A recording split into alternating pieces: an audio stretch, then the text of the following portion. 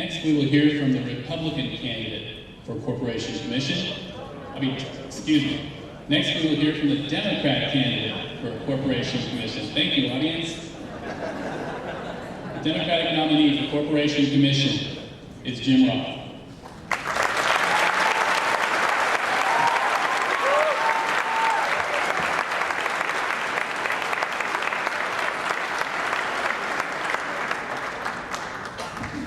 I've been called worse, but not much. Thank you. In all seriousness, thank you so much for the chance to join you here tonight. Zia, I appreciate the opportunity to be here and to stand before you, the public. You are my employer. I work for you, and it is my honor to do so. I'd like to introduce my mother who's here tonight. Mom, would you please stand so I can introduce you to her?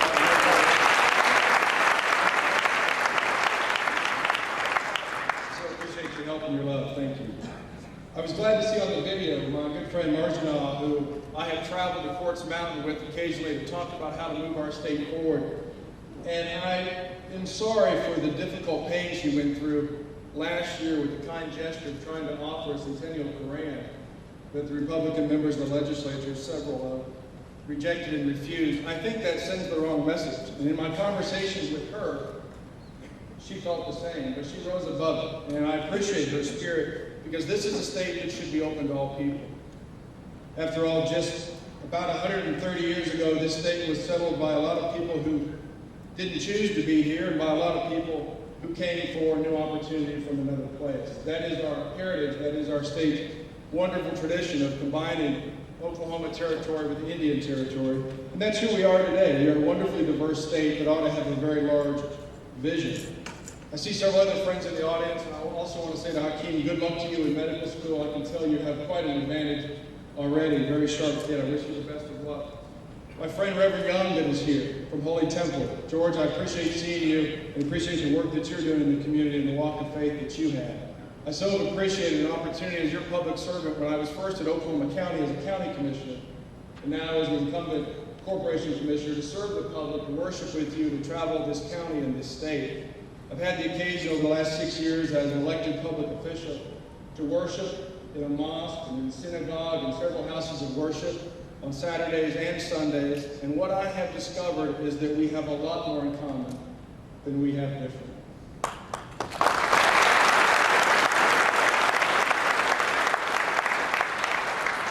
It shouldn't matter what you look like, where you live, how you pray, or who you love. This democracy is big enough for all of us, and in fact requires all of us.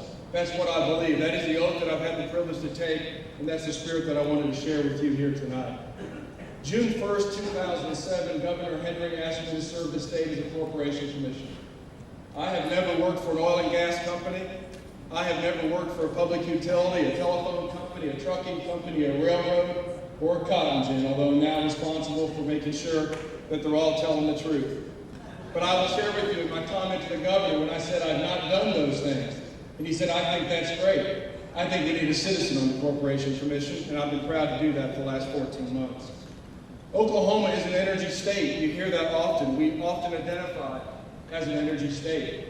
We are often known for our oil and gas, and we have a lot that we can be proud of. We are just 1% of America by population, we Oklahomans, and yet today we provide almost 4% of its domestic oil production and about 10% of its domestic natural gas production.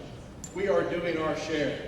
But it might frighten you to realize that last year's oil production was the lowest since 1912, right here in Oklahoma. That is a difficult place to be, and you and I know that experience. We pay it at the pump. A few months ago, I was driving north on Highway 81, north of Enid, and diesel was $5 a gallon. I have never seen that in America. We have seen a lot of price signals over the last several years that we've never seen in America. It requires we roll up our sleeves, we accept the challenge. That's what we can do as innovative and imaginative Americans in Oklahoma. We have incredible opportunities in oil and gas. You're seeing some new techniques, horizontal drilling, enhanced oil recovery methods that are helping our state be the best it can be. But we need to look beyond it. We have to think bigger. The wind opportunity that we have in the western part of this state is an incredible opportunity for the next generation and for our economy. If you've driven western here, you see the wind turbines as just the tip of the iceberg of our potential.